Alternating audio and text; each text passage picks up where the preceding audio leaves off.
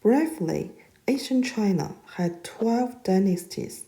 Except Yuan and the Qing dynasties, most of time, ancient China was ruled by Han Chinese, or more accurate, the Han Chinese culture. The idea that China should be ruled by Han Chinese ran in ancient Chinese blood. For example, we can compare the map between Song Dynasty and the Ming Dynasty.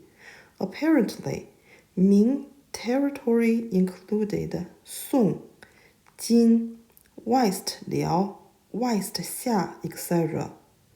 Chinese considered Song, not Jin, West Liao as one of ancient Chinese dynasties because Song was ruled by the Han Chinese. The others were not.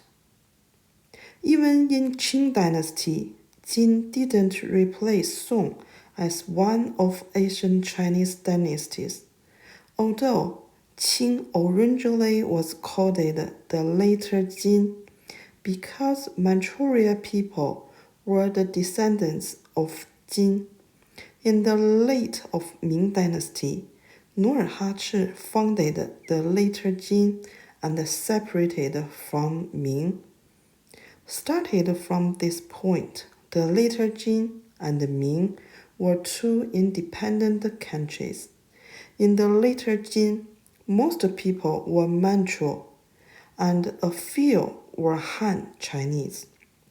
With the wars happened between two countries, many Ming Han Chinese came to the later Qing. When the eight-banner system was built, many Han Chinese joined the armies and created the Han Chinese banners. For better understanding, you can think it like this way. Now, most Chinese lived in China. Some of them came to the USA and part of them became the US citizen, called Chinese American. The Han Chinese in the eight banners were like the Chinese American.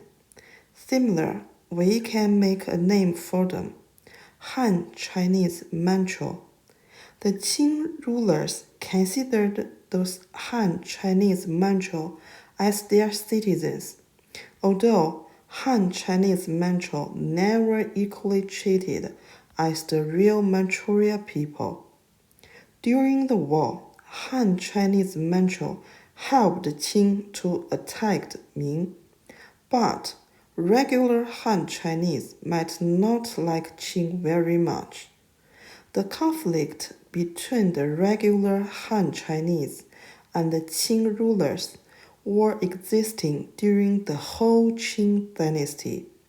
For example, in the early Qing, regular Han Chinese against Qing using the slogan 反清复明.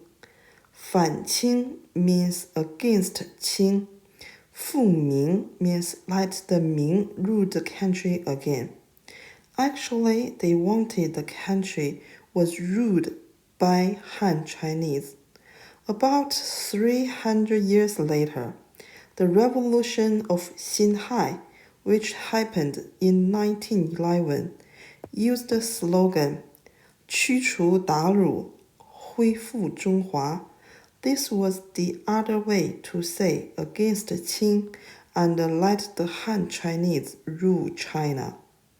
Because the population size of Han Chinese were absolutely bigger than Manchuria population, the Qing rulers were always worried about someday Han Chinese would kick them back to their hometown. So, Qing emperors put lots of efforts to prevent the potential rebellion happened. For example, started the time of Qing ruled China, regular Han Chinese were not allowed to pass the Sanhai Pass to arrive at the inner Manchuria. because Qing royal family was from the Inner Manchuria. They considered the Inner Manchuria as the backup and wanted to keep Manchuria culture.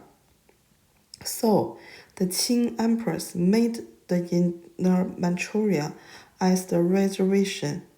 The Inner Manchuria were open to Han Chinese until the late Qing Dynasty. At that time, the government was too weak to keep the strong control. Thank you for watching this video.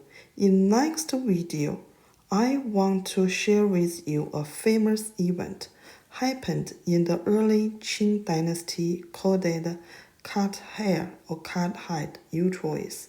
See you soon.